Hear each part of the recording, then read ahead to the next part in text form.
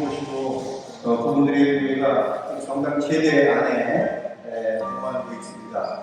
근데 너무 작아서 보기가 좀 어렵죠. 그래서 이 사진 좀 확대를 해가지고 이게 액자로 이렇게 해놨습니다. 이게 똑같은 게 성당에 또 있어요. 못 보신 분들은 좀 보시죠. 그 네 분이 김대만 안드레아 신부님, 그 다음에 베를린의 심의원 부님, 남정산 보안 성인, 그리고 홍선지 배로님들이 계시죠. 근데 오늘 그 네 분 중에서 네 분 성인 중에서 홍선지 배로 성인의 후손이신 송기영 안드레아 님을 초대했습니다. 그래서 성인들의 삶과 죽음에 대해서 깊이 한번 특강으로 하겠습니다. 오늘 장사님께서 프로필링 받으셨습니다. 책자하고 부추하고 선물로 이렇게 주셨어요. 감사드리고 좋은 말씀 감사합니다. 오늘 특강을 시작하면서 손기영 안드레아 장사님을 제대로 모시고 있습니다. 한번 환영해 봤고요.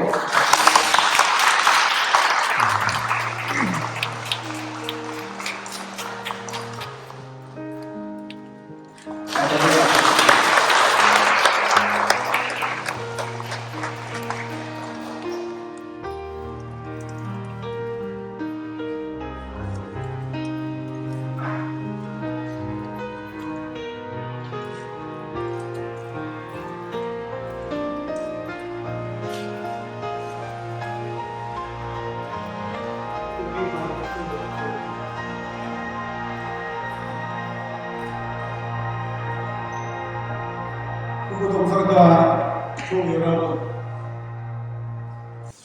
반갑습니다.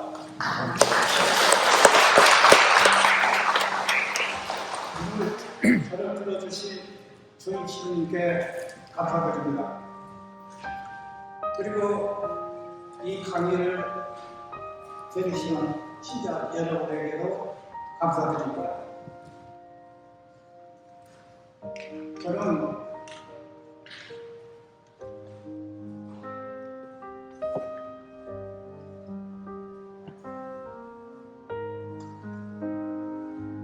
이분의 오대선 소개받은 손기영 안드레아입니다. 저희 시민은 제가 서기를 많이 살았다고 하는데 그렇습니까? 예, 잘했습니다. 그런데 잠시 후에 제가 공개했는데 서기의 두개골의 골상은 저하고 비슷한 것이 아니고 똑같은 것 같습니다. 네.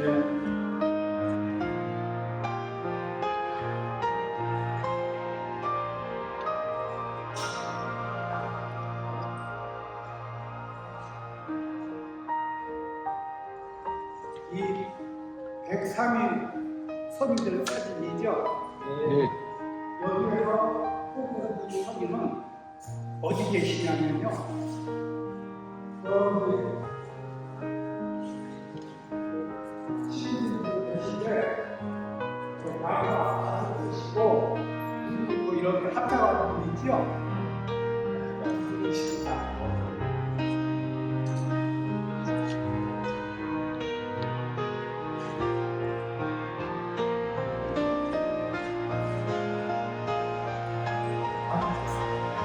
제가 1998년 군대에서 제대하고 대학 4학년에 복학을 하자마자 로마 교황청에서 기쁜 소식이 왔어요.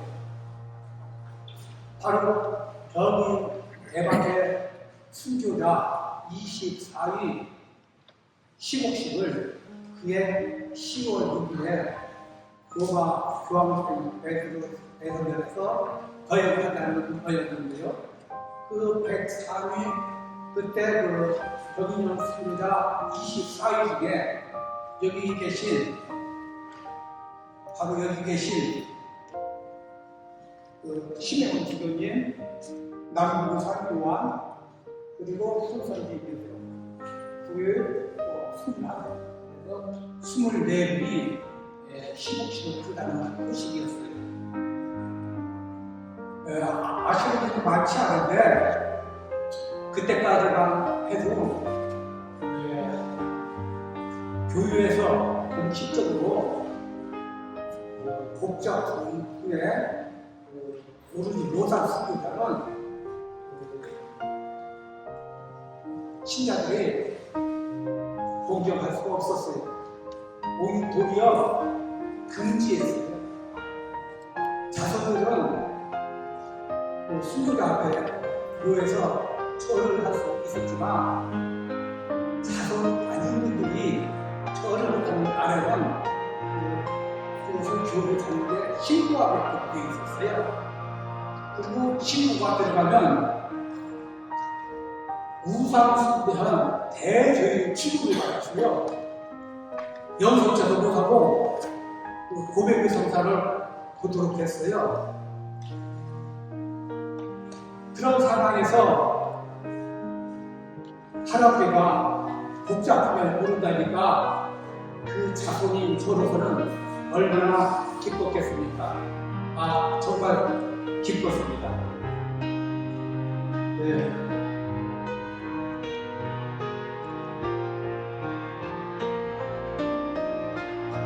시복시 소식과 함께 교황청에서 순교자와 이해를 발표하라는 명령으로 하달되었어요. 그래서 그해 5월 3일 땅에 묻힌 지 101년 2개월째 되는 날 손선지의 묘를 개장했어요. 바로 그날 땅에서 지상으로 올라왔을 때 찍은 사진인데 지금까지 제가 보관하고 있다가 세상에 지금 이 순간 1초 후에 공개합니다. 처음으로.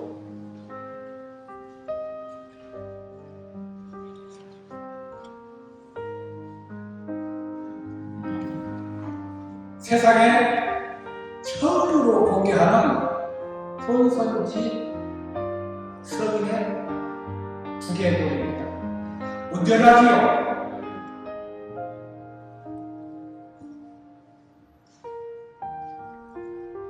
이제 제 나이가 80이 넘었으니까 이제 이 사진을 제가 저만 갖고 있을 것이 아니고 이제 교회에 넘겨주려고 합니다. 첫 번째,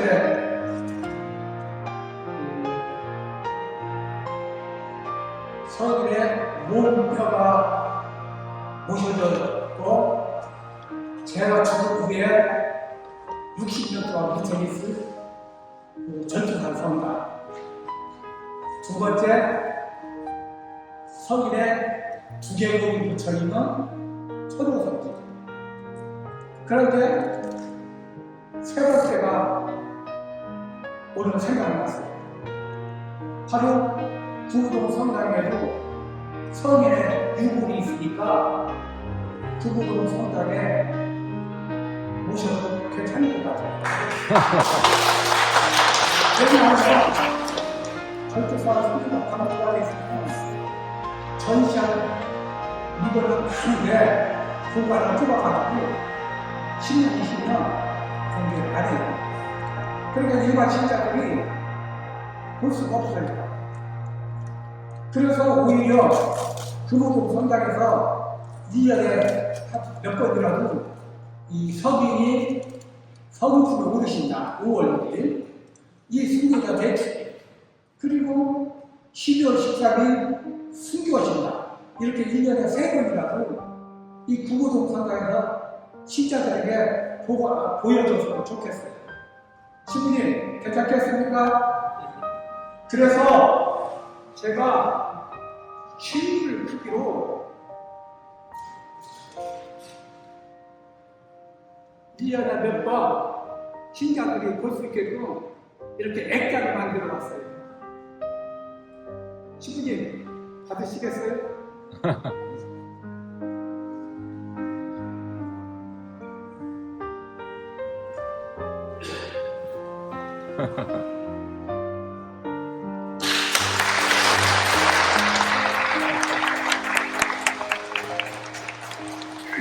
실물 크기로 제작해 왔습니다.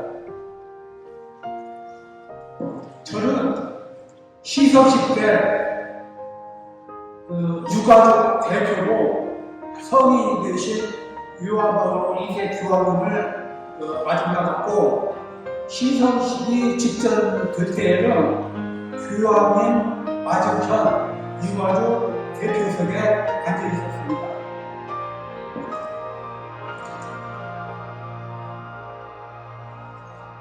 이 성인의 영정사진은 제 숙부님이 그렸습니다. 외전시대에 미술대학을 졸업하시고 50년대 초 여러분도 잘 아시는 청경자 화백과 전시도 같이 하시고 미술 활동을 하신 분이에요. 그런데 제 숙부님은 성인의 막내 아들을 보셨어요. 성인의 막내 아들이 제 숙부님 14살 때 돌아가셨어요. 그래서 제 숙부님이 성인의 막내 아들하고 손자를 어렵게 공통 분모를 찾아서 이 영정 사진을 그렸습니다. 그리고 제가 이 영정 사진을 시성식 때 1984년 시성식 때 유아마을 2세 교황님으로부터 김정건 신부님 영정과 함께 축송을 받았습니다. 그런데 원본 영정을 제가 쭉 모시고 있다가 2009년 5월 6일 시성식 25주년 되던 날 전투사 순교자 박물관에 기증했습니다.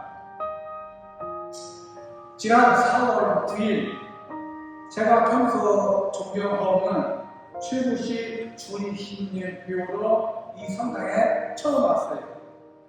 최구씨 신님 존경하지 않을 수 없는 이유가 있어요. 서울대 건축학과 졸업하시고 세상에서 창작 활동도 하시면서 풍요롭게 사실 수 있는데도 세상 것 다 버리고 새로이 신학도 입학하셔서 신부님 되셨으니 존경하지 않을 수 없죠. 안 그렇습니까? 네. 그럼 다 같이 신부님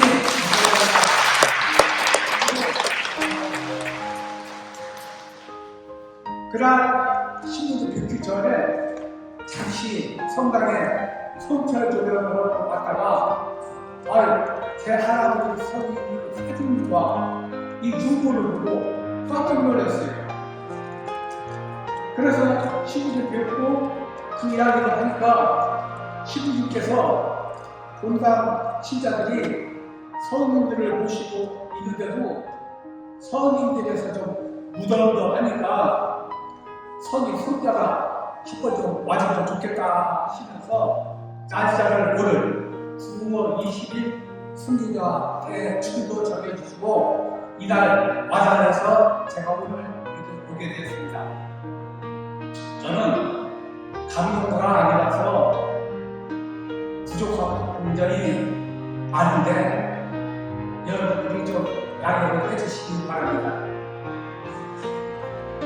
여기 계신 성인 손석희 베드로의 자녀가 5인데 삼남 이어준 장남 수호교관에 제가 고손자로서 성인께서 아까 말씀드린 모델이 받으십니다. 그러나 먼 옛날이 아닙니다. 그 소유아는 제 할아버지 20살 될 때까지 제 할아버지와 함께 사셨고 제 아버지가 태어나던 해에 돌아가셨습니다. 그리고 성인의 막내 아들은 제 아버지 30살에, 제 어머니 27살에 돌아가셨어요. 제 태어나기 4년 전에 돌아가셨어요. 특히나 잊지 못하는 것은 제 어머니가 제 아버지와 혼인하기 전에 성인 막내가 되고 한 마을 바로 이웃집에 살면서 주일날마다 주일 미사 대성 곡소 예배를 했어요. 그러다가 이제 제 아버지가 혼인하시고 이제 저를 낳으셨죠.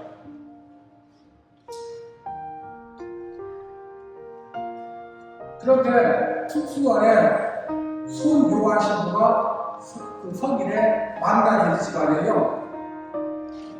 저는 오세동인데 거기는 만나는 상대에서 증조부 증손자 관계예요.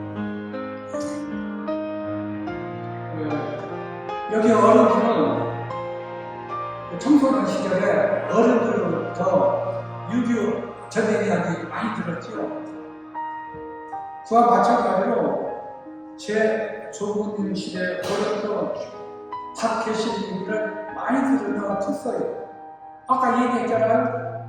제 아버지 30살 때 성인 막내 아들 살이 있다고 했잖아요. 그러니까 그 시절 교우들은 전부 거의 모두 박해시대 교우들이었어요.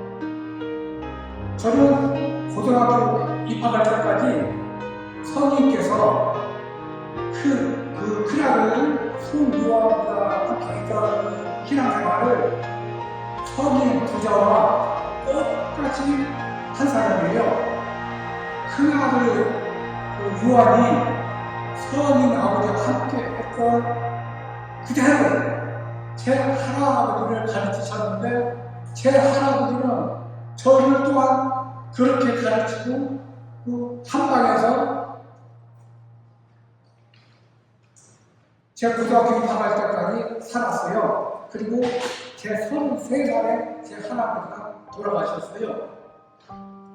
금호정성가 교우 여러분, 영광스럽습니다. 전 세계 수백만 성당 중에 이렇게 성인 4분을 모시고 있는 본당이 몇이나 될까요? 성인 4분을 모시고 있는 것은 분명히 금호정 성당으로서는 대단한 거죠. 그런데 주의 신부님 지적대로 여러분들이 이 성인들에 대해서 무덤덤하면 안 되죠. 제가 제 할아버지 성인의 그 삶과 죽음 그리고 그분의 그 신앙생활에 대해서 말씀드리므로 여러분들이 성인들을 본받는데 조금이나 도움이 되길 바랍니다. 성인 손선지 배수님께서는 그 아버지의 가을 이냐시와 모친 입세시락에서 세례를 받으실 때 유아 세례를 받으셨습니다. 아버지 가을 이냐시는 1990년 구역 의사라에서 태어나셨고 그 부친은 주변이었고 조부님은 익선이었는데 익선은 공조 차기 현재 산업자업 차관본부장 하신 분이고 그분의 아버지는 의군으로 중추부사를 하셨는데 이분은 생각을 했어요. 그래서 총사분들이 생각하는 근처에 효자가 있어요. 그리고 그 아버지 창서는 고성 벽마 절제사를 하셨고 창서의 아버지는 경이신데 한성 좌유 현재의 서울시 시장입니다. 을 하셨고 바로 그 부친은 척이라는 분인데 대사 현재 검찰청장과 이조탕과 현재의 행정 안전부 차관을 하셨습니다. 한마디로 아들, 손자, 장손자, 공손자, 그 아들 대대로 과거에 급제하는 집안입니다. 그런데 다락에서 14살 되던 해 아버지가 돌아가시고 그 이듬해 15살에 어머니가 돌아가셨어요. 어린 나이에 부모님이 별세하셔서 살아온 과거를 포기하게 됩니다. 인간적으로는 불행한 일이지만 이것이 새 인생의 시작, 바로 천주교 입주로 이어집니다. 다락께서는 1807년 부모님 탈사 후에 아랫마을 구역을 충하는 지선리로 이사하셨고, 여기서 1820년 장남 소유화를 나셨습니다.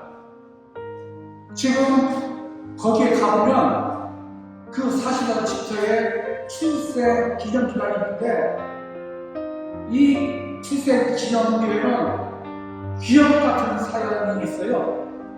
어떻게 보면 하나님 하신 일 같아요. 손선님께서 기회받기를 피해서 이 집을 떠나신 지 145년이던 1984년 봄 어느 날 십자가 아닌 손문기라는 노인이 소봉산 성당을 찾아왔어요. 천주교에서 서민들이 나온다고 소문이 있는데 사실이 있냐, 그리고 그 중에 손선지가 있냐. 혼산 성당에서 그렇다 하니까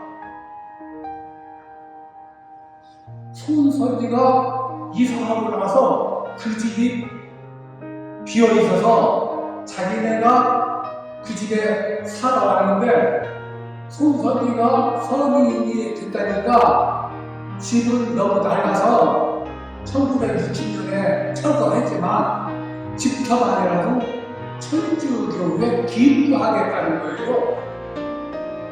그러면서 손선지 할아버지 형제가 사연을 줬는데, 자기는 장남 진철군의 사자손이고 선지는 막내 할아버지의 손자로 자기 할아버지의 사촌 동생이었대요.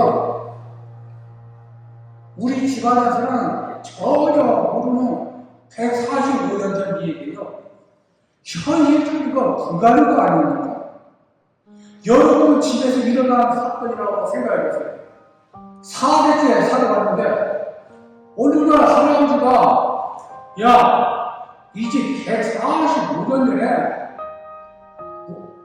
우리 할아버지, 너 고조 할아버지 집이니까 이거 돌려줘야겠다. 이게 말이 됩니까? 아는 손자가 이 이야기 들었을 때 얼마나 황당했겠어요. 어찌 되었든 간에 1984년 시상식에 기부가 이루어졌고, 1988년 그 집회에 홍상 선장에서 이 출생 기념일을 거기에 세웠어요.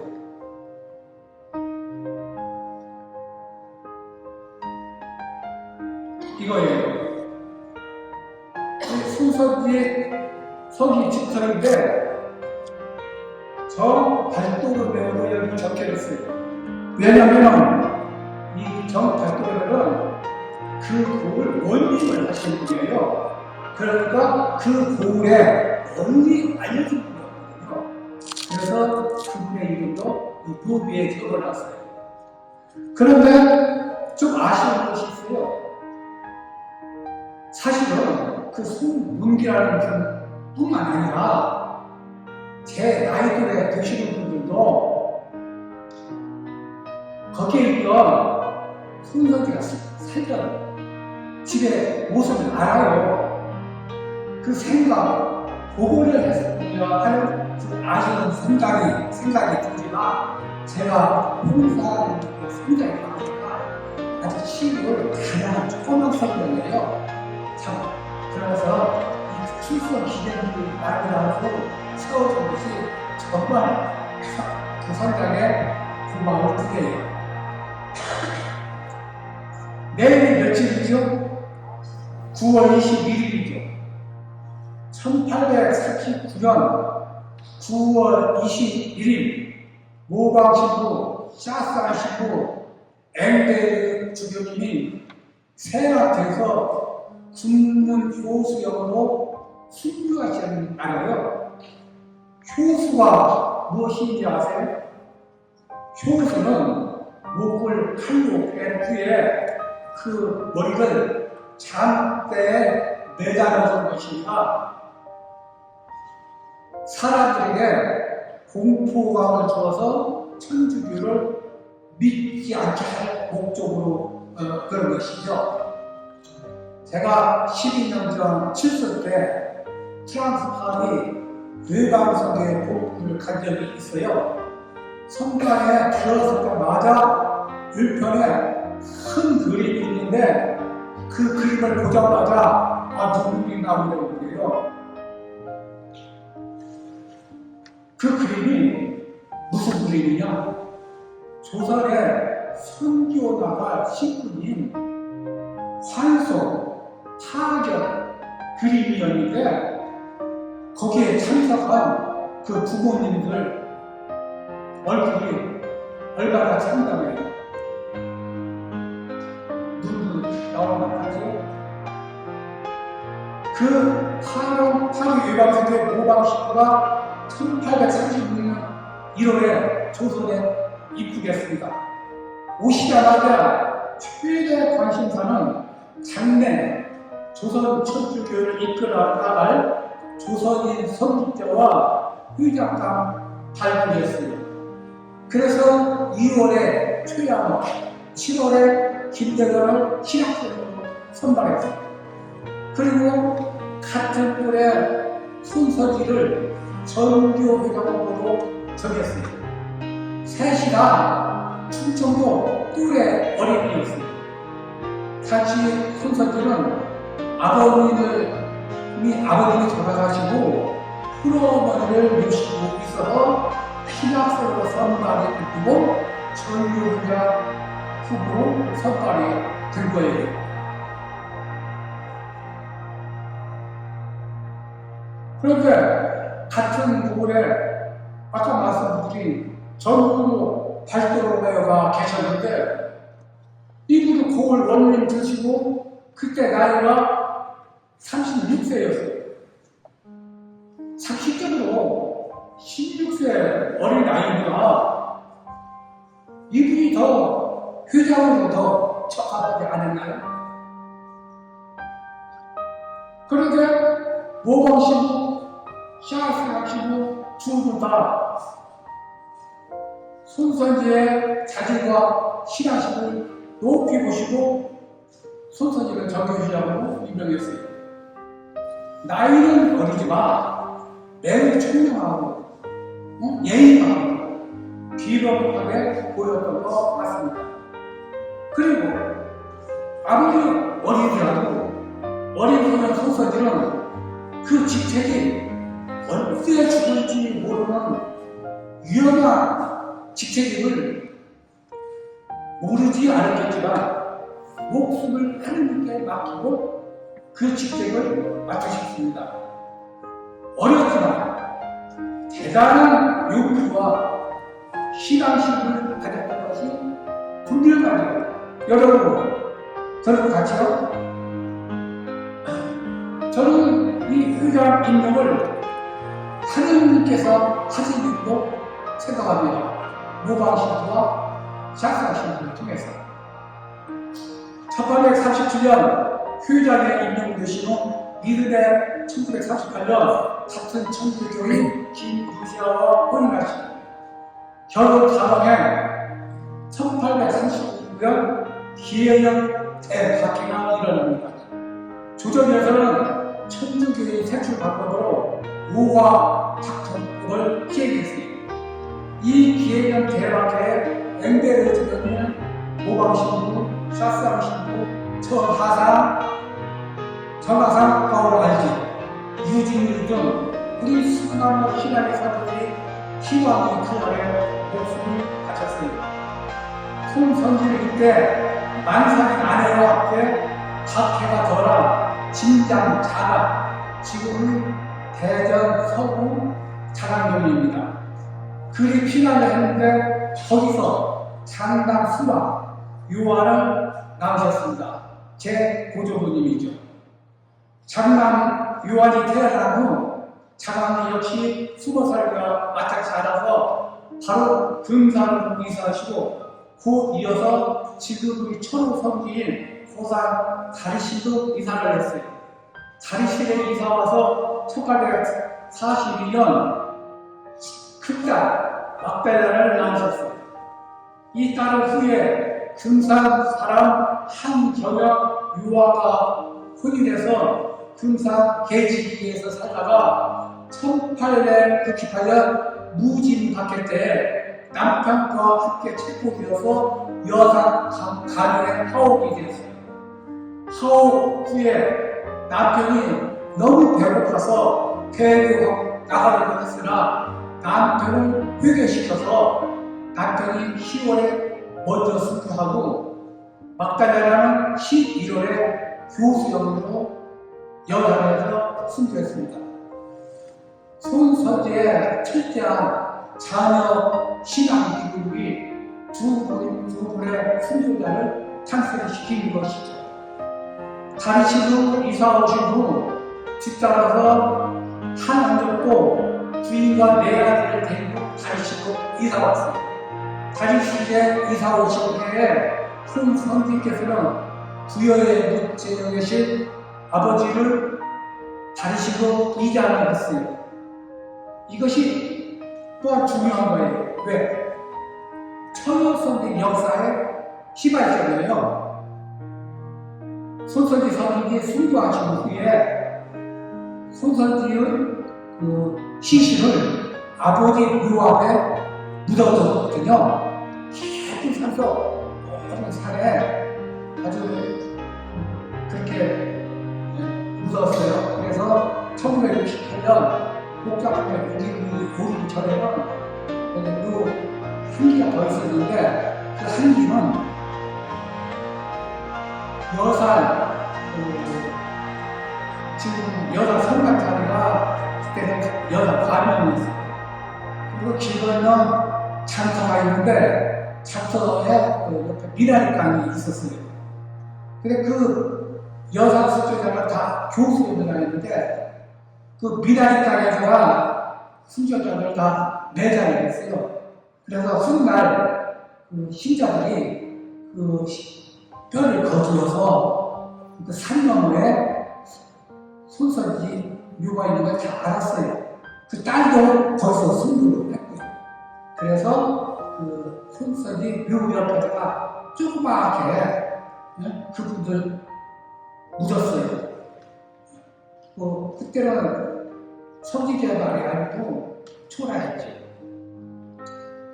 그 다리시에 이사 와서 이제 5년 정도 살다가 김대건 신부님이 1846년에 순교하셨는데 병호박이죠.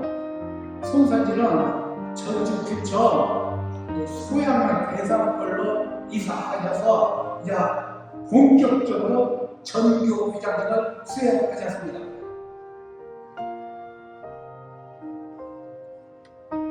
그리고 1840 진짜 그 이후에 둘째 딸 데레사, 1853년에 둘째 아들 마테오, 1855년에 셋째 아들 토마스를 낳으셨어요.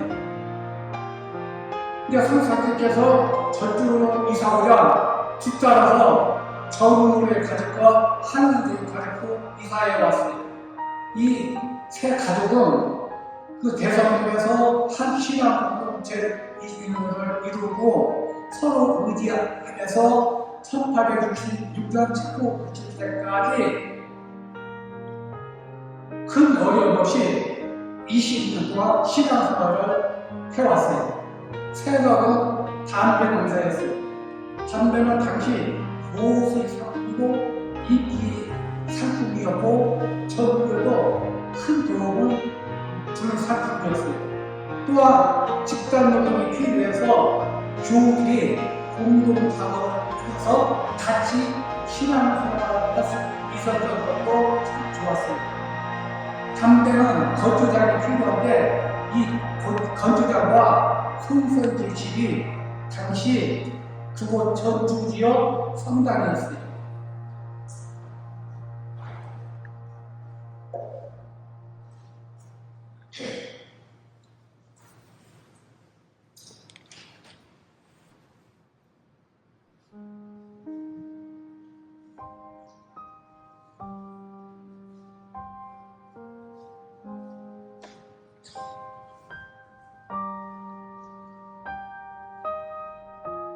바로 이게 그 손선지 선생이 전주에서 그 공수를 하시던 그 장소에 본당, 소양 본당이라고 지금 본당이 써 있습니다. 선지께서는 전교 회장으로 담배 장사를 하면서 선교 활동을 했어요.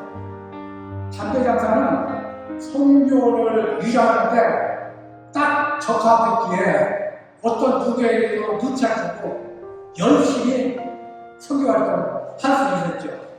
고산, 진산, 금산, 여산, 나바일, 용화, 대성동, 성지동, 상관, 순창 등 곳곳에 천주교의 공천을 만들었어요. 손선지께서 회장직을 성공적으로 수행하신 기초적인 밑거름은 그의 인품였다고 합니다. 그 부분의 모범적인 언행과 생활이 사람들의 마음을 감동시켰기에 선교가 잘 되어 박해 시대임에도 불구하고 그 많은 구조를 한번 열거한 대로 많은 곳에 세울 수 있었답니다. 오늘날에도 천주교 신자가 바르게 살지 못하면 천주교 욕먹고 무엇으로 살면은 천주교 신자 달달면서 천주교 직장하고 그 사람들에게 천주교 동기를 부여해야 됩니다. 그렇지요? 안 그렇습니까? 네. 1866년 경인년 새해가 시작되자마자 천주교 대학회가 시작됩니다. 여기 모셔져있는 베르노 시메온 주교님과 남동산 유아리 체포가 경인 대학회의 시작이었습니다.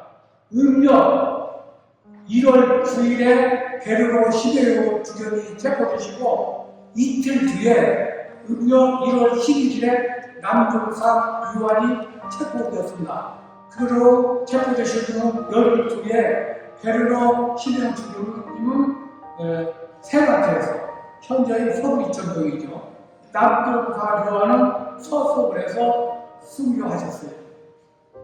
8,000명 넘는 교민들이 순교한 역사상 최대 규모의 박해였고 1871년까지 6년 동안 계속된 박해입니다. 여기 계신 베르노 주교님 남동산 유아의 체포로 시작된 박해의 소식이 곧 전라도 송선지에게도 전해졌어요.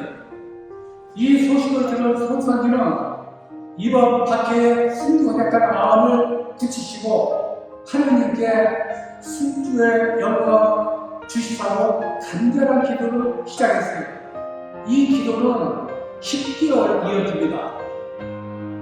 그해 음력 10월 28일 양력 12월 4일 송선지께서 그토록 기다리는 소식이 들려왔어요.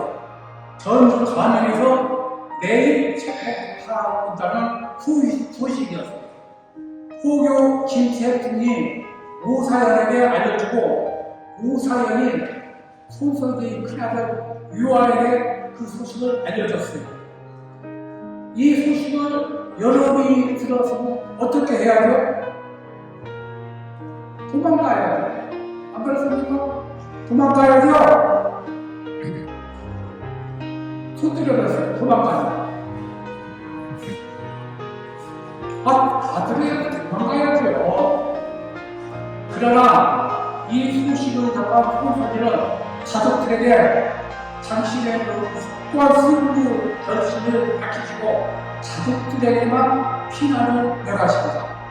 그리고 내일 입국하실 옷을 준비하고 두루마리도 준비하고 포들들을 접대할 주관상을 마련하고 그리고 마지막으로 당시 만 27세의 장남 요한에게 당부합니다. 네가 살아서 내 대신 할머니와 네 어머니나 어린 동생들 데려서 마테오, 토마스를 잘 돌봐라. 그리고 넌 살아남아서 내 회장들로 이어가는데 대개의 걸로 이사가서 하더라. 나는 이렇게 말씀하였습니다. 특히 토마스는 11살, 마테오는 13살이었고 어머니는 70대였어요. 70 노고께서 가만히 있겠어요. 눈물을 흘리면서 아들에게 피난을 애원했어요. 그러나 손서질 결심은 확고부동했어요. 아마 모든 것을 떠맡길 수 있었던 큰아들이 있었던 것이 순교하는데 좀 도움을 줄 것도 같아요.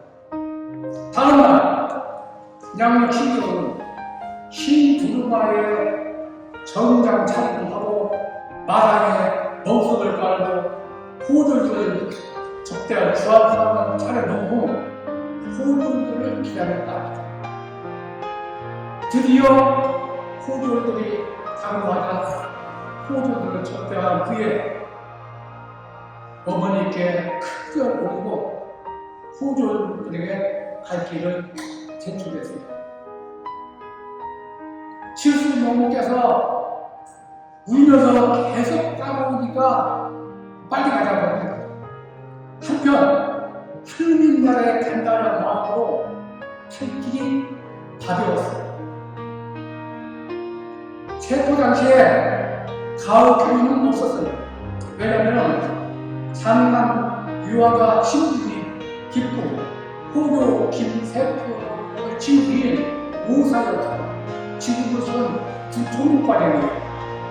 오사연이 호들들과 동행을 왔기 때문에 그랬어요. 전투로 가는 중에 그러다가 주진이 주방에서 자게 되었는데 그 밤에 아들 친구인 오사연이 그 포졸 대장 최홍태에게 돈 좀 줄 테니까 손주들한테 얼른 좀 빼주게.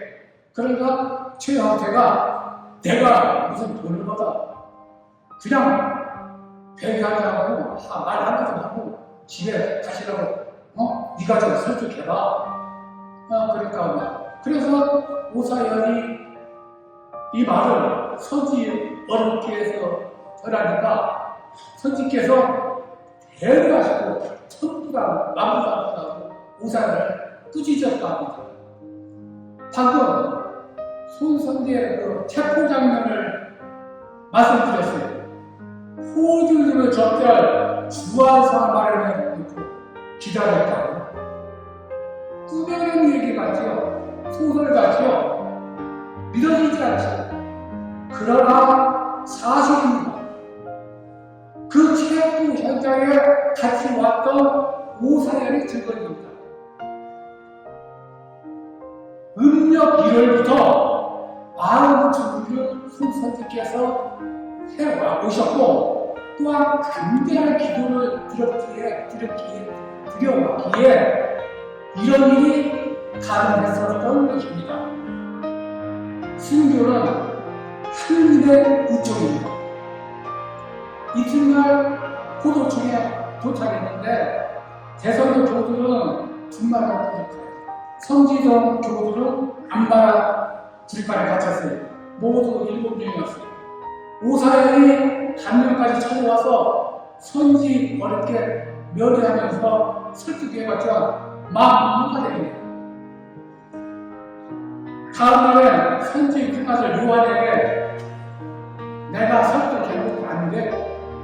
그러니까 내일은 내가 면회를 주선해 줄 테니까 아들의 네가 와서 좀 설득해봐. 그래서 아들 요한이 다음날 아버지를 들어갔어. 그래서 이 아버지가 아들을 사탄계하고 싶으시면서 2명 인국을 중지하였고 다시 오지 말라고 아주 혼내셨어요. 이 이야기를 꾸미는 이야기가 아니고 그날 아버지를 설득했던 그 큰 아들 그 요한이 내 할아버지에게 하신 얘기예요. 내 할아버지 20살 때까지 같이 사셨어요.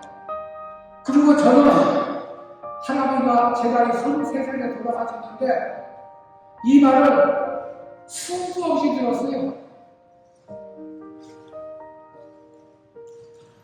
신문 첫날에 손선지가 회장이고 서양 선교사들이 손선지 집에 들어가는 사실을 그 영장이 아니더라 주의와 주장을 하였는데 선교가의 행동을 모른다마자 심한 팔리제가 팔이 부러져 가지고 그 이후에는 자기 손으로 물 한 모금 마시지 못했어요.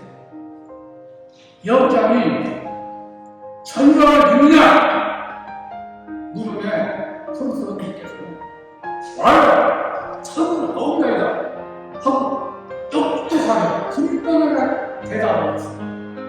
4, 5일 후에 다시 신문을 받았는데 손선지 어디겠어요?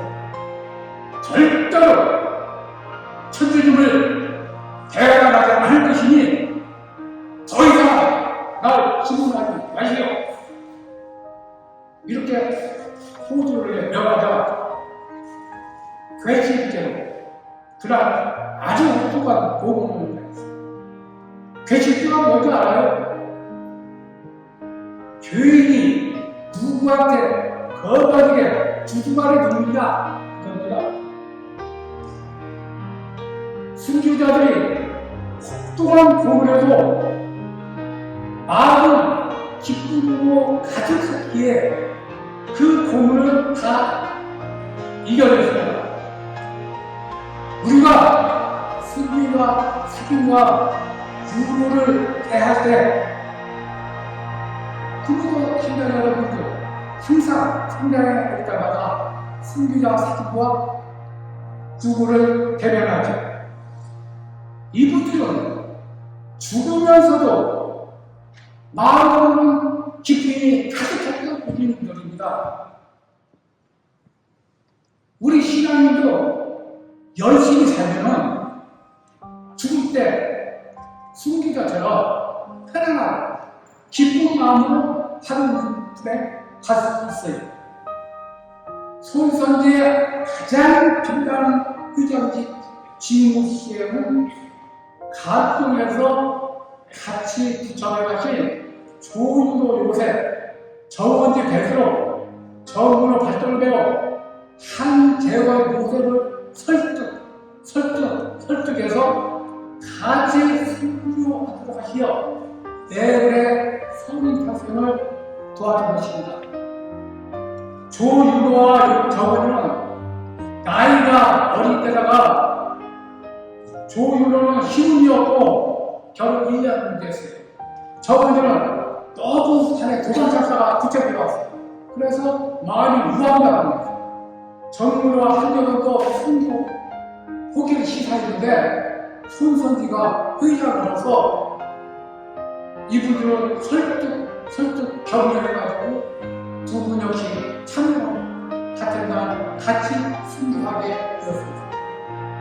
우리도 우리 주변에 신앙이 흔들거리는 분을 보면은 손선지 성인처럼 해야 되겠죠. 하시겠습니까? 네. 안 하면 다음 격조를 짓습니다. 12월 10일 몹시도 추운 날 내일 드디어 사연 집회 한자가 소식을 듣고 손선지는 당시에 속옷을 벗어서 목에 갇혀있던 긴 사리에게 죽으면서 나는 내일 하늘나라에 가니 이 옷이 필요 없냐? 자네가 이 옷으로 좀 추위를 이기게라. 그래서 이 단순한 행동은 즉흥적 행동이라고 보기보다 이웃사람이 평소 몸에 배어서 아마 했던 것 같아요. 1866년 양력 12월 13일 사형집행이 6교우들이 전주 동문박 집터에 당구하여 형장에 후려쳐졌고 힘이 열렸습니다. 이제라도 배교하고 살겠는가? 국법대로 죽겠는가? 그러자 6교우들이 국법대로 죽겠나이다.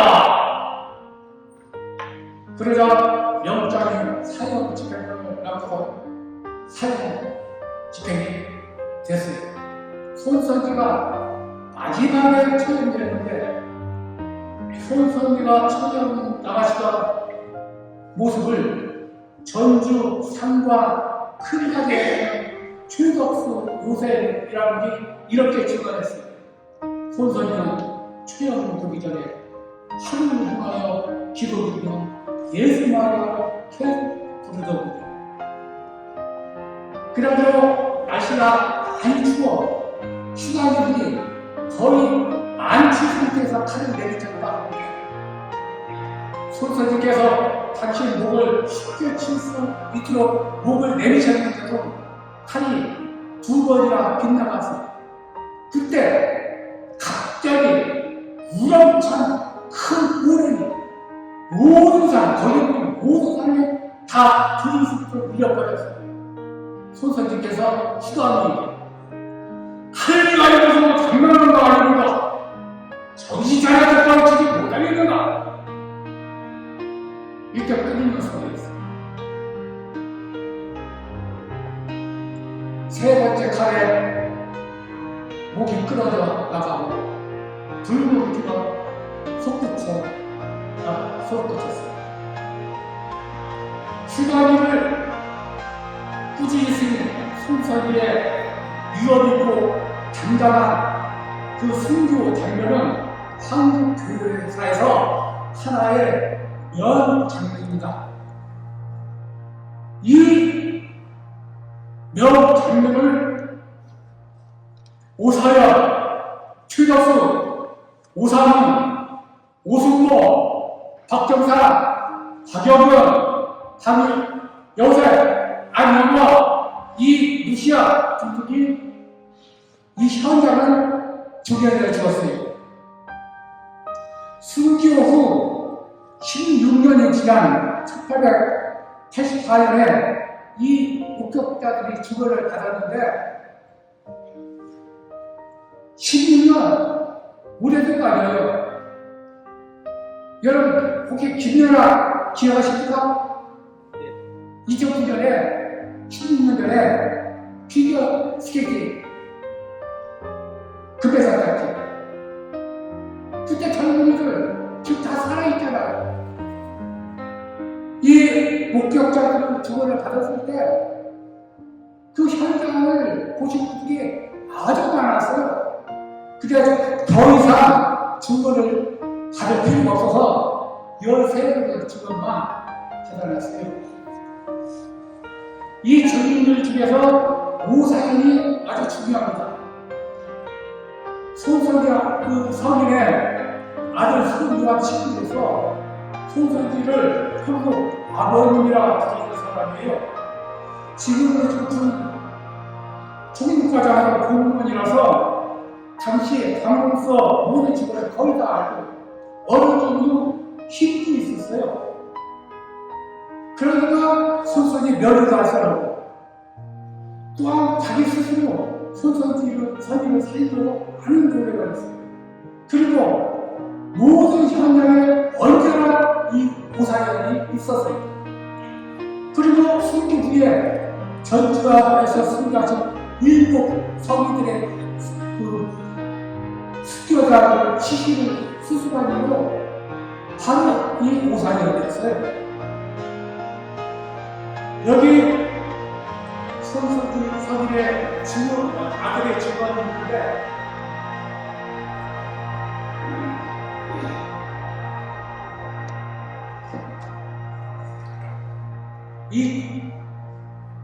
잘 안 보이죠? 내용이. 이 내용이 뭐냐? 평생 그 아들은 이날의 감동을 잊지 못했습니다. 기적으로 확신합니다. 내용을 읽어보면 탈출기 14장 20절 구름이 한쪽은 어둡게 하고 다른 쪽은 밝혀 죽었다. 그 성경 구절과 똑같은 기적을 당신이 몸소 체험한 사건 기록이에요.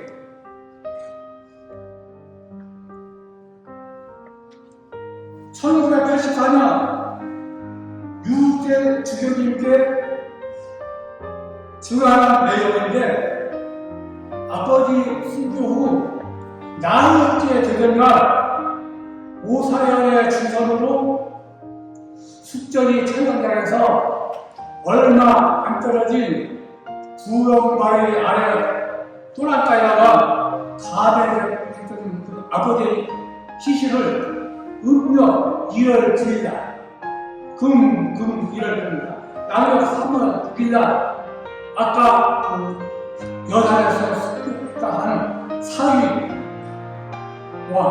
함께 단장하러 갔을 때의 사건 기록이죠.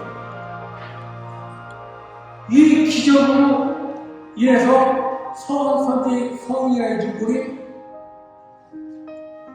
천호성지 지금 천호성지에 단장 될 수 있었고 지금 여기까지 올 수 있게 되었던 것입니다.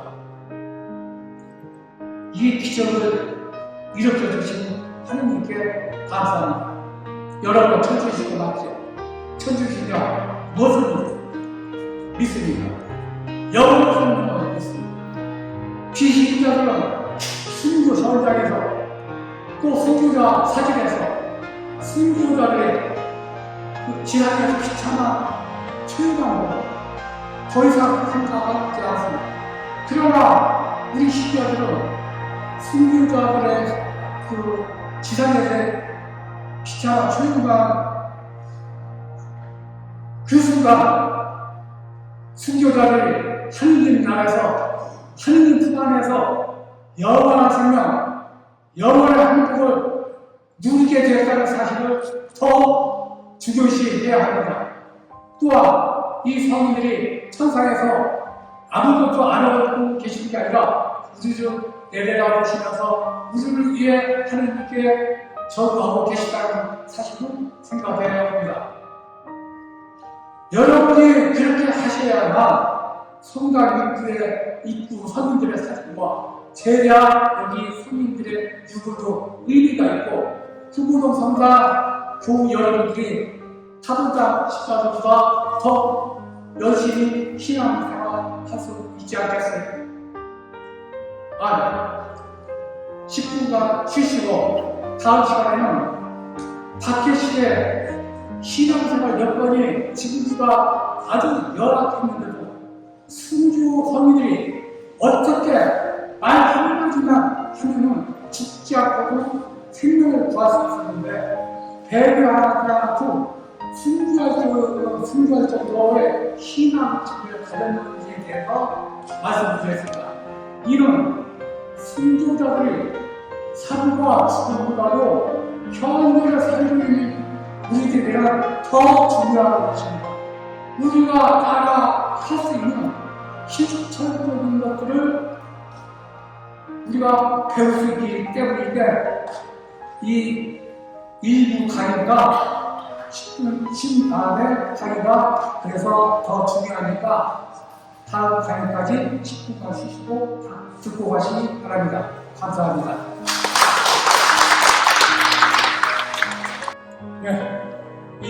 시작하겠습니다. 지난 시간에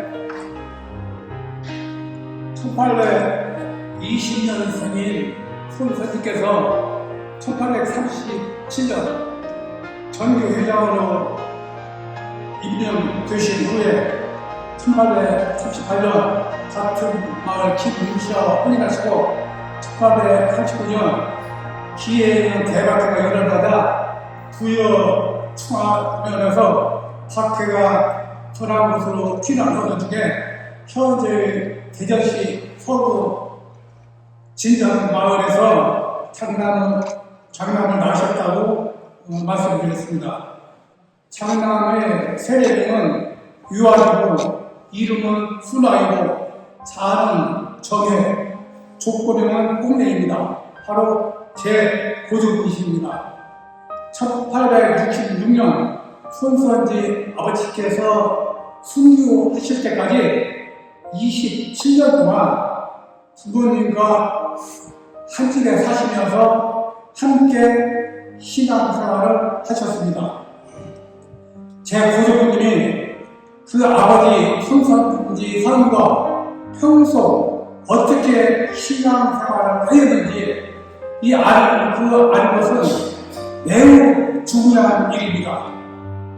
박해시대 순교 성인들을 비롯한 우리 신앙의 선조들이 일상생활에서 어떻게 신앙생활을 하였는지 그 해답을 찾을 수 있기 때문입니다.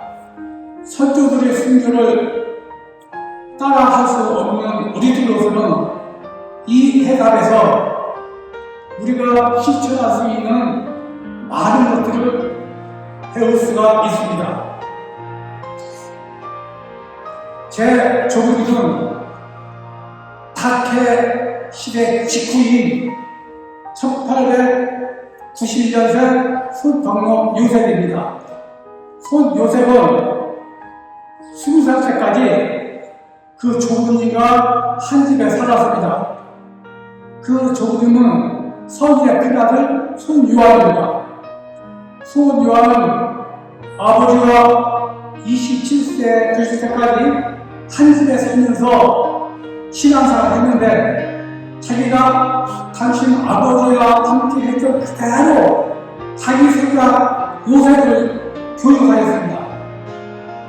요셉 역시 그 신앙생활을 당신 손자들에게 그대로 전해주셨는데 그 손자가 바로 손기양 갑니다. 저입니다. 그럼 이제 손덕록 요셉의 신앙생활을 통해서 손선지 성인 부자가 어떻게 신앙생활을 하였는지 또 박해시대 다른 신앙의 선조들도 어떻게 일상생활에서 신앙생활을 하고 살았는지 말씀드리겠습니다. 1. 신앙은 생활의 중심이었습니다. 오로지 신앙을 위하여 사는 삶입니다. 새벽 눈 뜨는 시간부터 밤 눈 감는 시간까지 신앙이 생활 전체를 지배하였습니다. 눈 뜰 때 서복경, 눈 감을 때 서복경.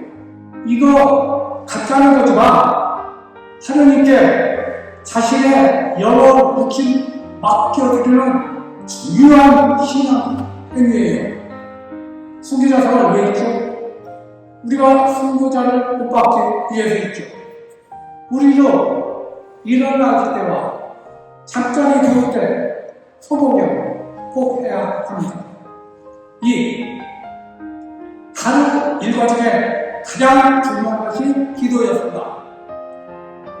새벽에 기상해서 아침에 한 시간, 밤에 한 시간 꼭 기도했어요.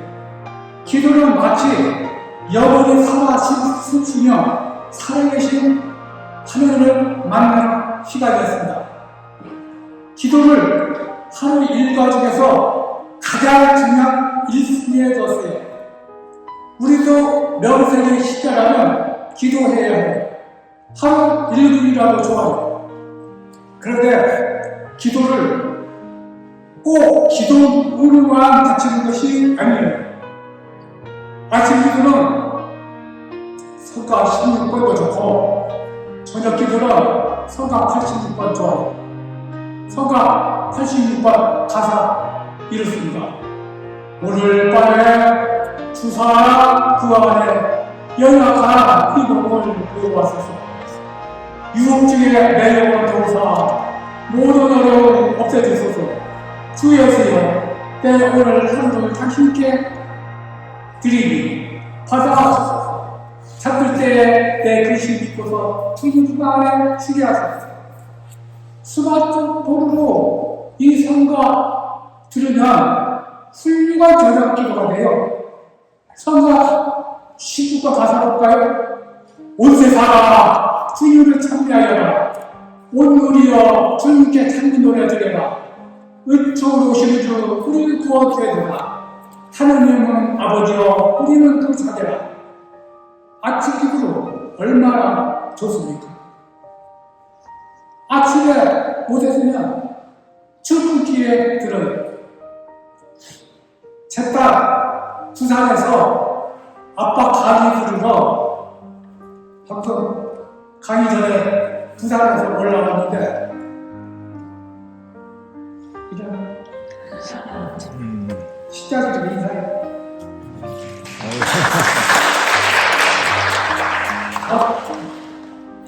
저 딸은 마칠자인데 마칠자는 아침 저녁에 기도하기 어려워서 퇴근길에 스마트폰으로 성경을 들으면서 기도한대요.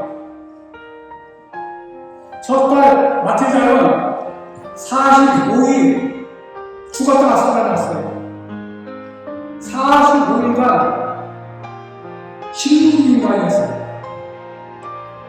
몸도 차가웠어요. 45일 동안 단 1mm의 믿음도 없었어요. 어디다 치료도 약 보험도 없었어요. 그저 24시간 언제 죽는지 죽는 시간만 기다리고 있었어요. 엄마가 성모님께 애원했어요. 45일째 되던 날 기적이 일어났어요. 깨어났는데 본인은 하룻밤 툭 자고 일어나는 거야. 아사병원도 기적으로 인정하고 우리 돌발 신자들도 기적을 보았다 하면서 하나님을 찬미했어요. 할렐루야! 할렐루야! 엄마의 간절한 기도로 기적이 일어난 거예요. 그 후에도 기적이 계속됐어요. 깨어났지만 정상인은 못해도 그 직접 그 장애자가 될 거라고 친구들도 귀걸이고 사실 저까지도 그럴 가능성이 높다고 생각을 했어요. 그런데 이 마치다가 서울대학교 수의과대학 대학 수의학 석사로 수의사가 된 거예요. 엄마의 계속된 기도 덕분이었어요. 여러분도 자녀들 위해 꾸준히 기도하세요. 그럼 꼭 기적이 일어납니다. 확신하세요. 저는 마음고생지 25년 했는데 갈 때는 발걸음 박자에 맞춰서 목줄기도 20단, 올 때는 성과를 들으면서 기도해요. 형식에 매이지 말고 아무 때나 노래를 들으면서 쉽게 기도하세요. 그리고 유튜브에서 카톨릭 성가 검색하면 수많은 성가곡이 있는데 전철에서 버스에서 산책하면서 들으세요. 훌륭한 기도입니다.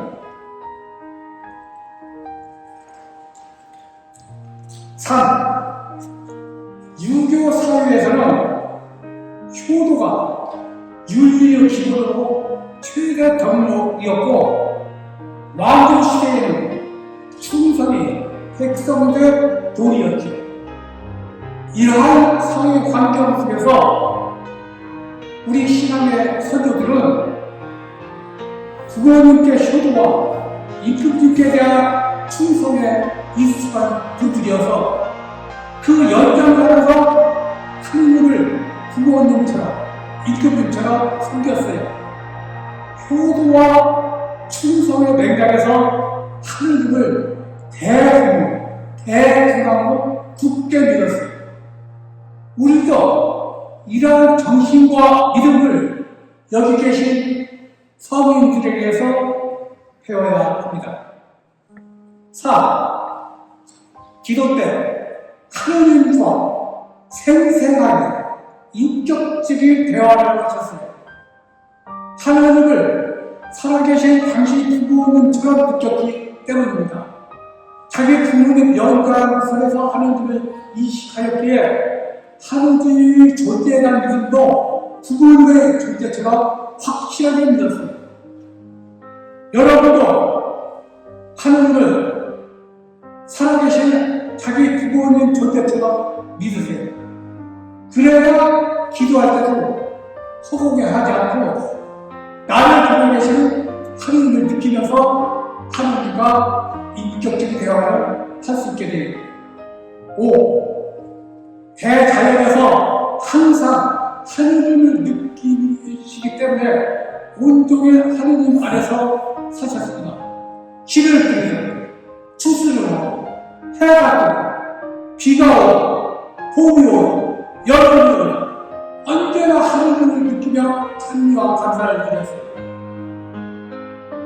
모든 농사는 살고 싶고 거두기만 할 뿐이고 물주로 햇빛이 들어서 실제 농사 지어주는 하느님이시라고 저의 수박을 말씀하셨어요. 제 하나님 말이 옳은 말씀인가요? 틀린 말씀인가요? 대답해보세요. 옳은 말씀입니다. 제 조부님과 우리 신앙의 선주들에게 대자연은 하느님을 알려주는 교과서였고 하느님께 나아가는 다리였고 하느님의 눈이었고 하느님의 숨결이었고 인간에게 베푸시는 하느님의 선물이었습니다. 우리도 신앙의 선조들에게서 이러한 사고방식을 이어나가야 합니다. 안 그렇습니까? 네. 그렇지요? 제 조부님은 해마다 봄에 송아지 주마리를 사오시고 가을 추석에 팔아서 큰 목돈을 만들어 일부는 헌금하고 일부는 이웃과 나누시고 그랬어요. 틀 많은 곳에 손을 내놓기만 하면 무럭무럭 컸어요. 그래서 손을 키우면서도 하느님께 키워주시다고 하느님께 찬미와 감사를 드렸습니다. 그 저기에 그 마음 옳은 마음이죠. 네. 6. 일상생활도 항상 극도로 성실하였습니다. 1년 365일 언제나 매일매일 하시는 스스로 맡으셔서 하였습니다. 노동은 정직하고 신사랑한 것이었어요. 그분께 노동은 하느님의 은총이었고 그 대가 역시 하느님이 꼭 주시는 것이었어요. 노동의 대가로 받은 것은 혼자 다 쓰는 것이 아니고 일부는 보관하시고 일부는 이웃과 나누시고 그랬어요. 대가는 노동도 하셨어요. 대가가 없는 것이 아니고 더 많은 대가를 하느님께 직접 받는 일들이죠.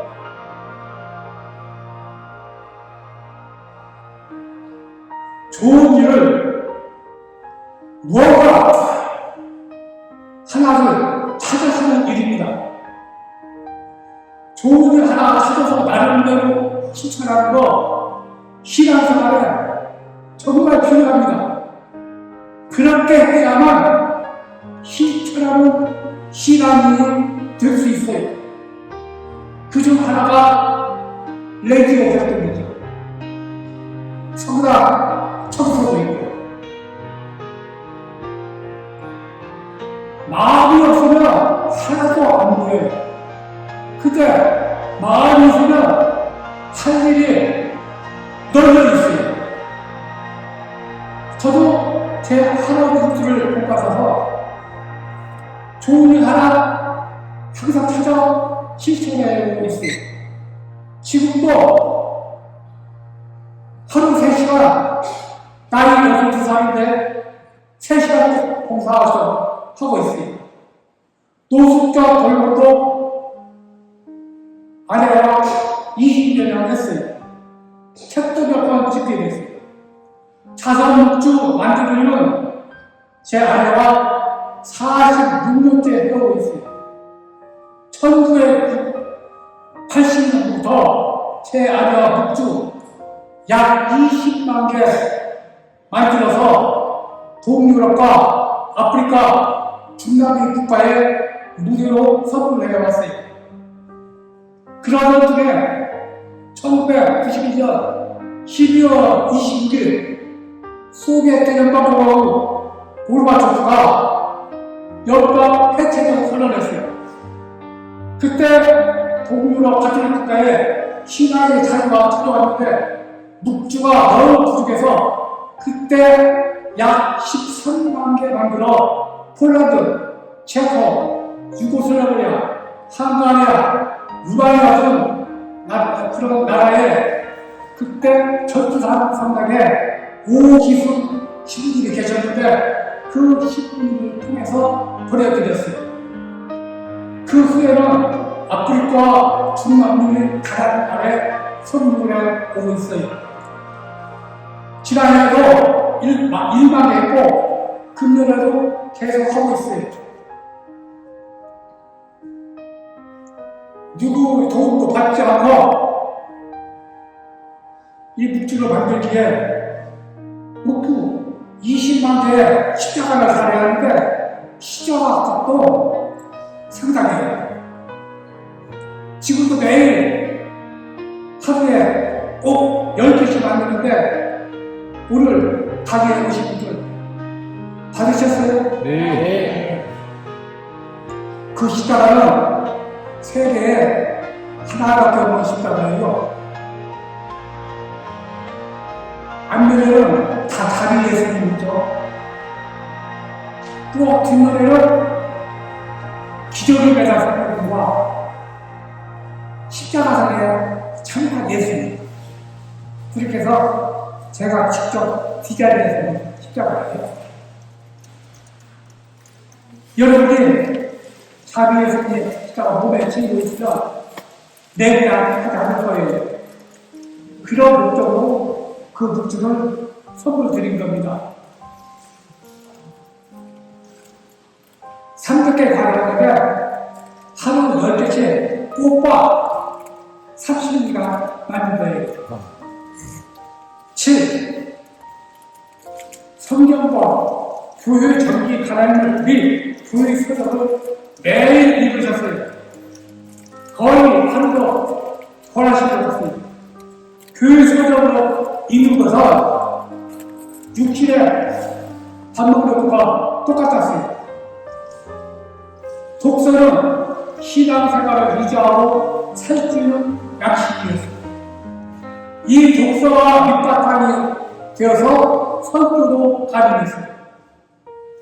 수리에서 호남선 절도 익산역 개통에 주인해서 익산을 나오셔가지고 익산의 천주교 신앙을 전파하여 1930년 익산 보장에 설정을 내정하였어요. 익산의 이수문이죠. 이거 역시 당신을 가르쳐준 그 조국을 본받은 거예요. 그 조국의 풍요와는 서민 아버의 유언에 따라서 전주 서쪽 지역 대대교회관에 가서 천주교 신앙을 전파했어요.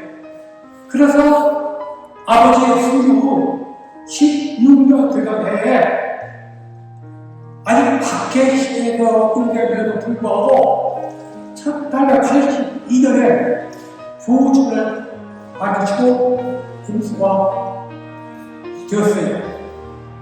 그리고 1889년 우리나라에서 네 번째 번당 수리성당을 만드셨습니다. 수리성당 여기 있어요.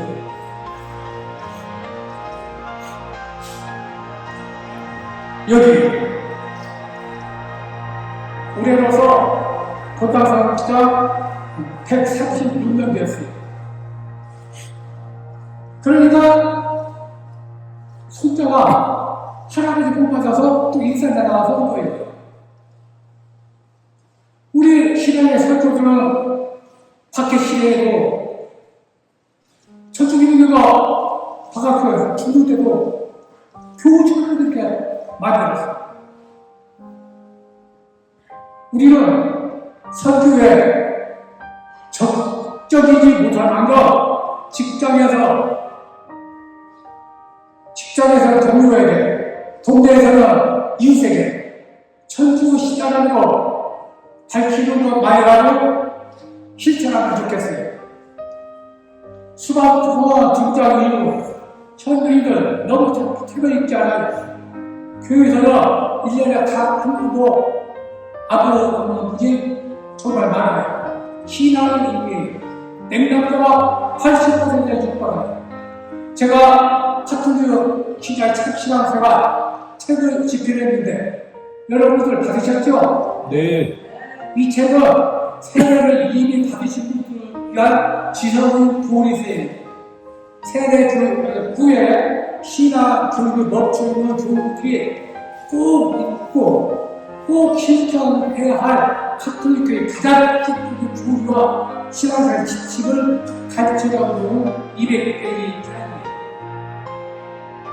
읽어보시면 분명 여러분의 신앙이 업그레이드 되실 테니까 꼭 읽어보시기 바랍니다.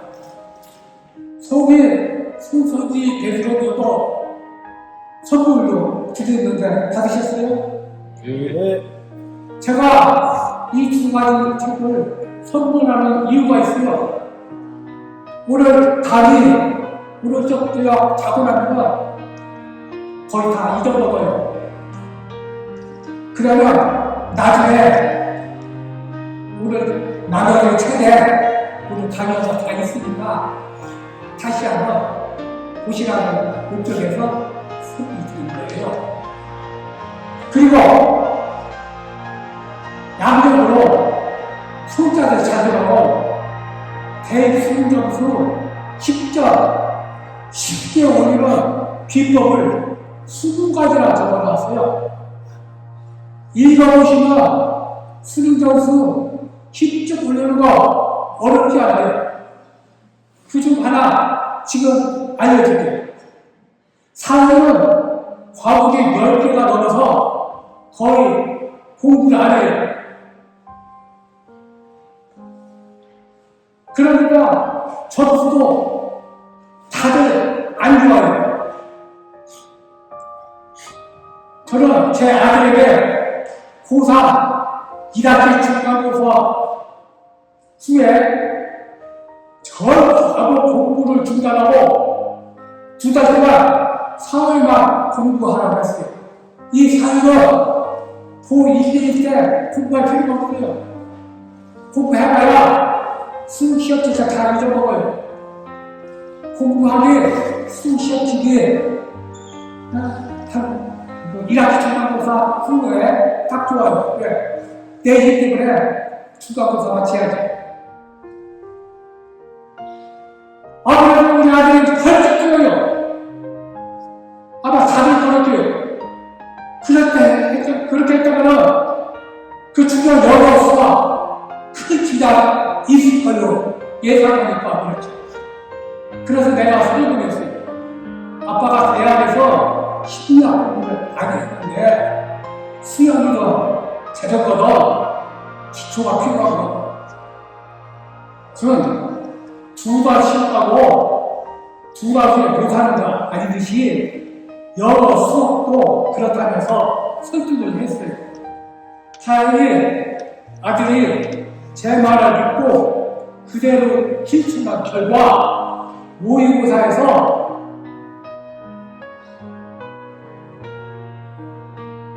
모의고사에는 25점 나오던 사회 점수가 진짜 수능에서 39점이 나와 이 하나만으로도 수능 점수가 14점 올라서 서울대 건축학과에 아주 여유있게 합격을 했어요. 95학년도 그해 건축학과가 건축 시기여서 이과대학가 컵 시간이 13점이라고 보는 거죠. 아들이 아까 와서 이렇게 갔어요. 내가 정의수라고 불렀는데 네, 갔어요. 동생도 똑같이 해가지고 서울대 경제학과에 쉽게 합격했습니다. 그러니까 제가 이 책에 기록한 그 수능점수 10점 올리기 비법은 확실히 입증된 거예요. 진짜 여러분이 신자이기 때문에 꼭 알아야 할 것 두 가지 더 말씀드릴게요. 이 두 가지는 심리학적 원리가 비슷해요. 집중력이 있어야 보는 것, 듣는 것이 뇌의 입력이 돼요. 1시간, 2시간 더 공부해서 다른 게 되면 다음날 졸면서 공부하는 것도 돼요. 또 하나는 일주일에 토요일이나 일요일에 한나절이든 하루든 미사에 참여하면서 머리를 쉽게 후진하는 것입니다. 인간의 뇌가 일주일에 한나절이든 하루든 주일일 하면서 쉬도록 당초 창조됐어요. 이거 무시하면 결국 다음 일주일 집중력이 떨어져서 일주일 내내 졸면서 공부하는 거예요. 머리가 좋고 나쁜 것보다 더 중요한 것은 공부할 때 정신 집중력이에요. 졸면서 공부하면 집중력이 되면서 일주일 내내 공부해봐야 말까 헛공부예요. 그러니까 손자들 주의사 꼭 하도록 하세요. 알았습니까? 네.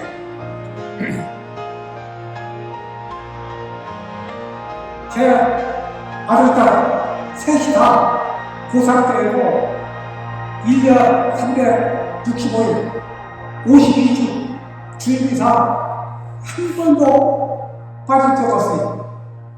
제가 살살이 말씀드렸는데 나머지 17가지는 보다 더 근본적인 것인데 여기서 다 말할 수 없으니까 여러분도 집에 가서 읽어보세요.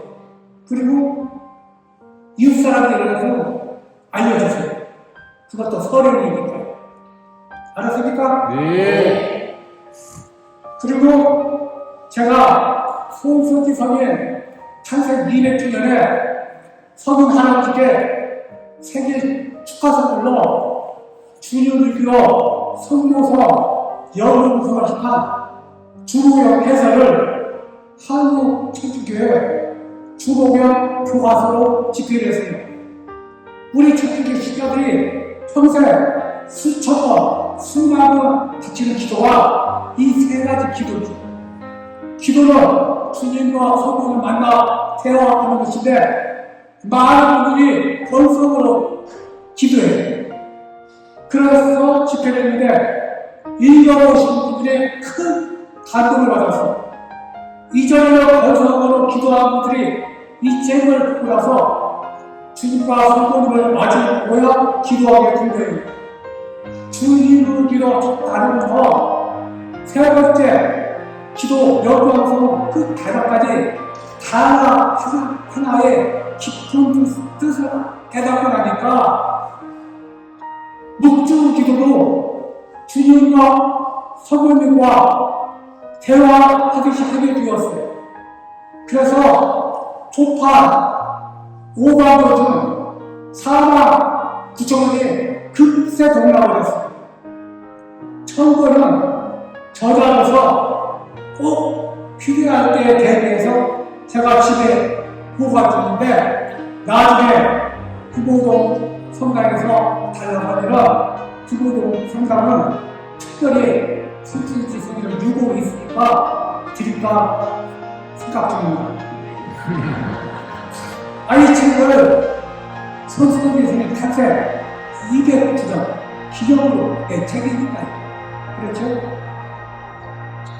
교회 축원을 책도 좋고 신문도 좋고 하나 보시면 냉정하지 않고 신앙생활을 유지하는데 도움이 됩니다.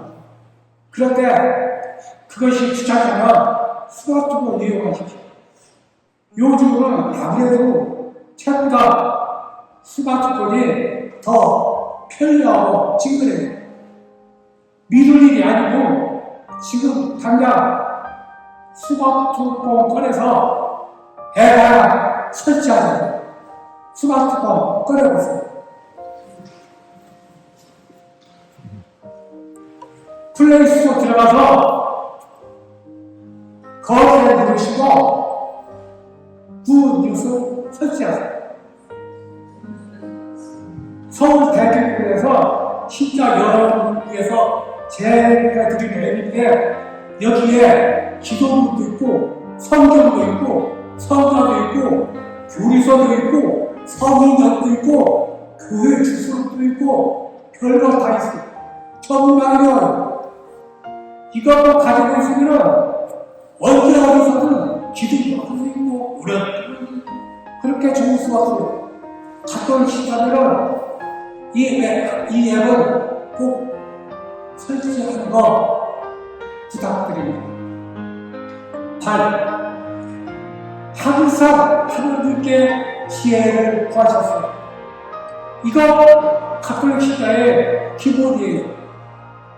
누구와 말다툼하거나 싸우거나 큰 소리 치는 일이 없어서 평생 미리 피하셔서 충분히 생각하는데 하느님의 지혜를 기도하면서 하느님 편에서 해결을 했어요. 충분히 생각하고 듣고 말씀하시지 즉흥적으로 말씀하지 않으세요. 우리도 매사를 말하거나 판단할 때 하느님 편에서 생각해 봐야 하면서 신앙의 선두들을 못 받아서 매사에 일일이라는 하느님 편에서 생각하는 습관을 좀 키웠으면 좋겠습니다. 9. 가정에서 가사를 들으며 사랑을 실천했습니다. 우리 활동들은 가정과 일상입니다. 여기서 사랑을 실천하지 않으면 어디서 사랑을 실천합니까? 가정에서 자기가 도울 수 있는 스스로 찾아가는 것은 가정생활의 기본이죠. 저희 집은 성지로부터 제 아들 때 이르기까지 설거지, 청소, 정리정도 다 남자가 하는 것이 집안 전통이에요. 여기 남자분들도 다 그러리라 믿습니다. 이렇게 해야 자식들도 전전을 둡니다. 10. 대관계에서 가장 중요한 것은 인사와 나눔이었습니다. 인사가 첫 시작인데 인사 이거 쉬우면서 어려운 거예요. 실천을 배운다고 인사도 해본 사람이잖아요. 인사 안 해본 사람은 평생 누가 인사 안 하는 사람. 우리 선조들은 이것이 대인과의 첫 시작이고 선교의 첫 출발점이라는 것을 너무나 잘 아셨기에 이를 잘 실천했습니다. 그래서 옛날에는 신자들끼리 유대가 진짜로 끈끈했습니다. 우리 중구동 성당 신자들은 어떨까요? 몇 년 동안 같은 성당 다니면서도 아직 인사 나누지 않은 형제자매 있지 않을까요? 당장 옆에 분, 앞에 분, 뒤에 있는 분들과 인사 나누세요. 안녕하세요. 그리고 다음 주에 마지막 더 즐겁게 인사하세요. 이거 개인관계 첫 시작입니다. 이거 무시하면 성리가 안 돼요. 10일 개인관계에서 만나는 모든 사람에게 기회가 타고오기만 하면 신하에게 가려서 똑바로 하였습니다. 비신자에게 하나님은 하늘에 계신 우리 아버지시기에 부모를 효도로 공격하며 하느님을 섬겨야 한다고 늘 권면했습니다. 신자들을 만났을 때는 짧게라도 기도를 꼭 했어요.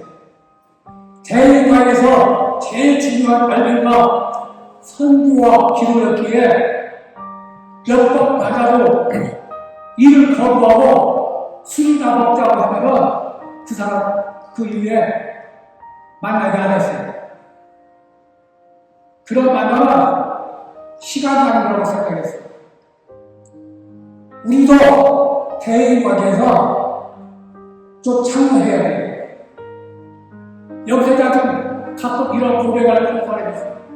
식구가 몇십 사람이 지로 성당 다니면서 몇 년, 10년 자기한테 성당 가자고 단 한 번도 이 얘기 안 했었다고. 혹시 우리 자신이 그랬다면 성찰해 봅시다.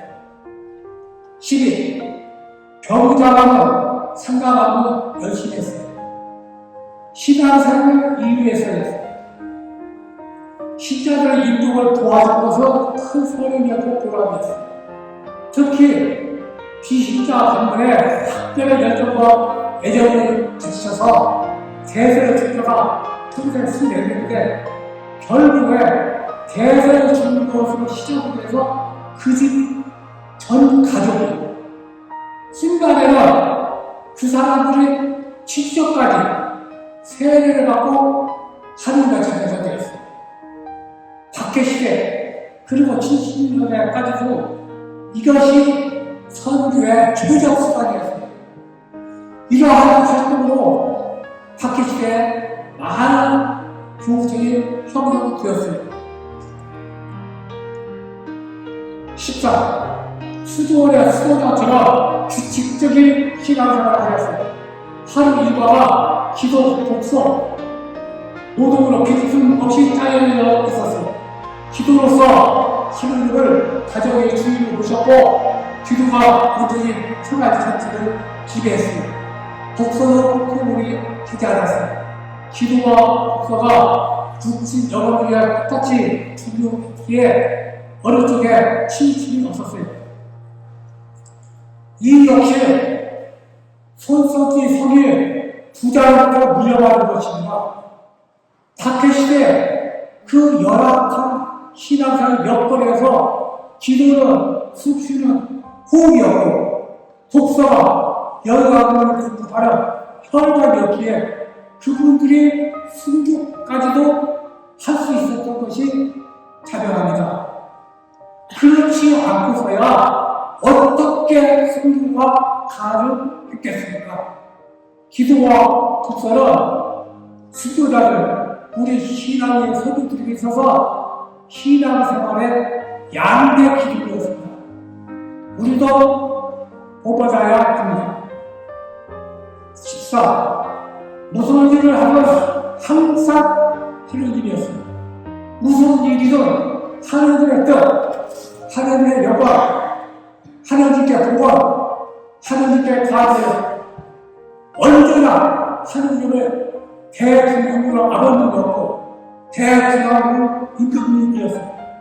깜빡 잊고서 해야 할 일을 뭐라 했더라 소홀히 하고 있거나 더 잘할 수 있었던 것을 적당히 넘기신 일이 있으나 잘못을 비추고 다하면 더 잘하셨습니다. 우리도 가정이나 친구지간에 이런 일이 혹시 있지 않나 생각해 봅시다. 14. 세상을 떠나 부모신 분께 사랑해 주시게 대한 효도였습니다. 기일이나 몇몇 때가 죽은 부모를 기리면 다 종교이나 일반과 달랐습니다. 식사 때마다 식사 후에 또 매일 저녁 기도 때 죽은 부모님을 위해 꼭 기도했습니다. 우리도 이러한 전통을 이어받아야 합니다. 참고로 죽은 부모님께 가장 효도하는 종교가 우리 가톨릭 교회라는 자부심을 가지시고 비신자에게로 자신있게 말씀하십시오. 16. 가정의 평화와 성화에 많은 노력을 배웠습니다. 자녀들은 물론 손자, 손녀 신앙교육을 맡아서 하였습니다. 이렇게 관심을 갖고 노력해야 가정의 평화롭고 성가정이 됩니다. 우리도 신앙의 선구들 우범을 따라서 우리 가정을 성가정으로 만들고 손녀 신앙 교육에도 소홀함이 없어야 하겠습니다. 이상 말씀드린 말은 소선거 요새뿐 아니라 바로 우리 앞세대에서 신앙생활을 하고 들어가신 구교들이 공통된 일상생활에서의 신앙생활 모습이었습니다. 소선거 요새께서 2000년 열심히 살게 된 것은 그 조부들의 아버지 손선지 성유가 함께 하셨던 그 신앙생활 모범을 그대로 따라했기 때문입니다. 손선지 성이 부자가 그렇게 하신 것이 아니고 당시에는 조선 교회가 전체 한 주변에 사고하에 있었기 때문에 모든 조선 천주교 신앙의 성도들이 다 그렇게 신앙생활을 하였습니다. 지금 말씀드린 이것은 순교 성인들이 우리에게 물려주신 훌륭한 신앙의 문화입니다. 그런데 우리 세대에 와서 우리가 실천하지 않아서 세계 교회에 자랑할 만한 이 신앙의 문화유산이 거의 완전히 소멸되어 가고 있으니까 참 안타깝습니다. 그래서 이것을 제가 창치나 생활 책자에 후대에 남기기 위해서 적어놨습니다. 오늘 이 강의를 경청하신 여러분이 시청해서 이 전통이 계속 전해주시면 좋겠습니다. 끝으로 구공동 신자들이 알아야 할 역사를 좀 이야기하겠습니다. 1868년 10월 6일 경희경 수녀가 24일 신국식이 있었습니다.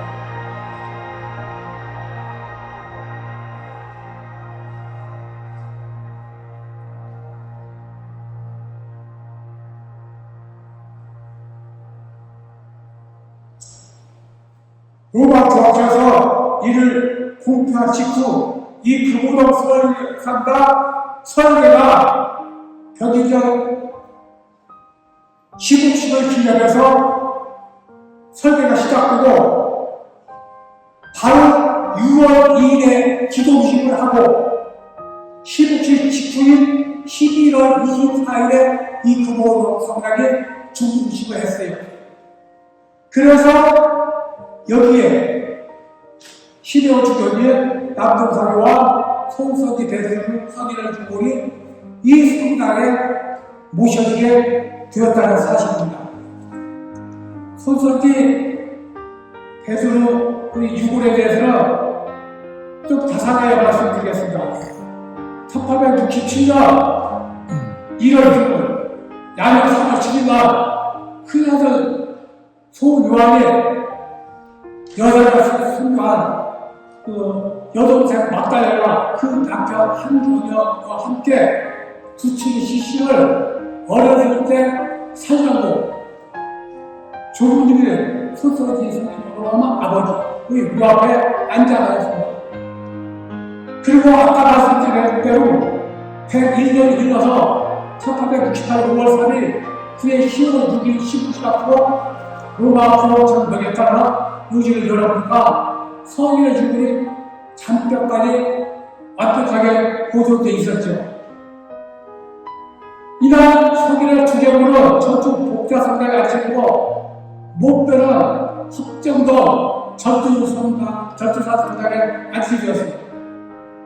흑뼈는 전투사 성당에 해가지고 잡뼈는 거의 대부분 교황청벽에 따라 교황청으로 보내졌는데 일부가 그때 신을 기념해 준 이 구부동 성당에 온 거예요.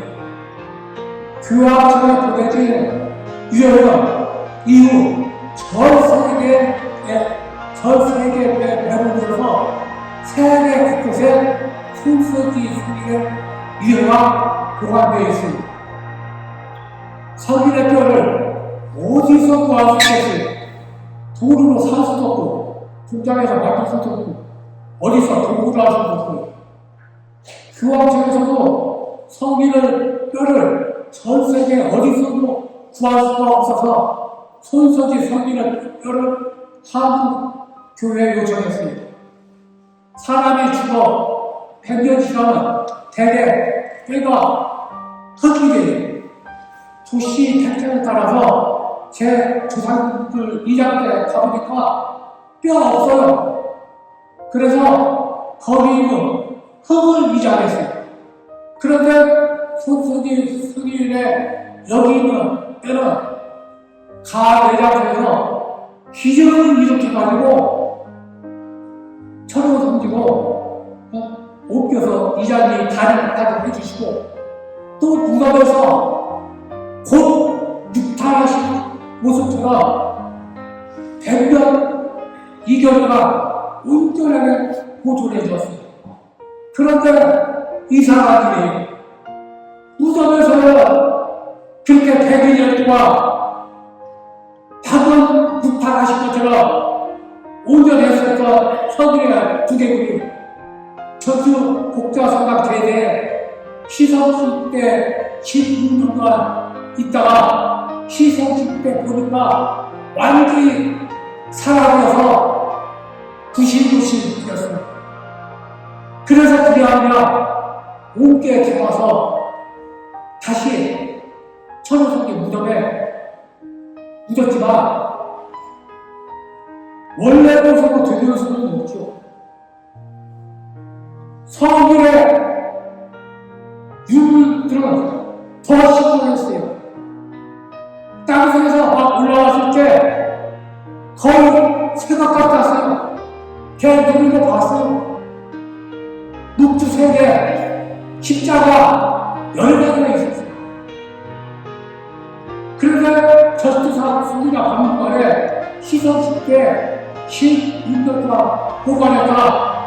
시성식 때 보니까 다 썩더라. 녹슬려서 묵주가 4개가 넣고 나머지 6개는 더 처분가 폐지 처분했어요.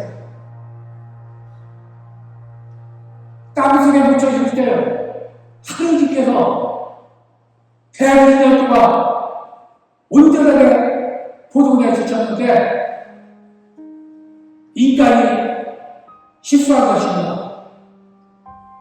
그분도 성당은 오늘 성인의 2개월까지 붙였으니까 이제 손수원지의 대승성이 잊지 마십시오. 잊지 않는 것이 중요한 것이 아니고 그보다 더 중요한 것은 손수원지 성인의 희단심과 아까 말씀드린 그분의 희단심입니다. 부디 손수원지 성인의 희단심과 신앙생활 잊지 마십시오. 끝으로 주공양하고 끊기도 하고 주이신께 감동받겠습니다. 모두 주곡약 바치도록 하겠습니다. 성부와 성자와 성령 이름으로 아멘. 다 같이 하늘에 계신 우리 아버지, 아버지의 이름이 어렵게 빛나시고 아버지의 나라가 나라가 오시며 오시고 아버지의 뜻이 하늘에서와 같이 땅에서도 이루어지소서. 오늘 저희에게 일용할 양식을 주시고 저희에게 저희의 잘못한 일을 저희가 용서하오니 저희 죄를 저희를 용서하시고 저희를 유혹에 빠지지 않게 하시고 악에서 구하소서. 아멘. 의쪽에 가득하신 하신 마리아님 기뻐하소서. 주님께서 주님께서 함께 계시니 영이 영이 중에 복되시며 세상에 예수님 또한 복되시나이다. 천주의 성모 성모 마리아님 이제와 저희 죽을 때 저희 죄를 위하여 용서하소서. 아멘. 영광이 성부와 성자와 성령께 처음과 지금과 항상 아멘. 성모와 성자와 성령의 이름으로 수고하셨습니다.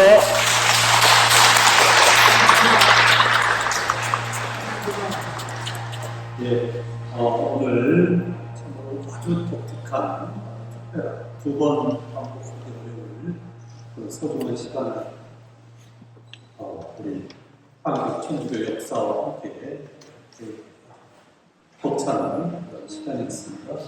그리고 아까 손선지 베드로 성이 잊지 말아라는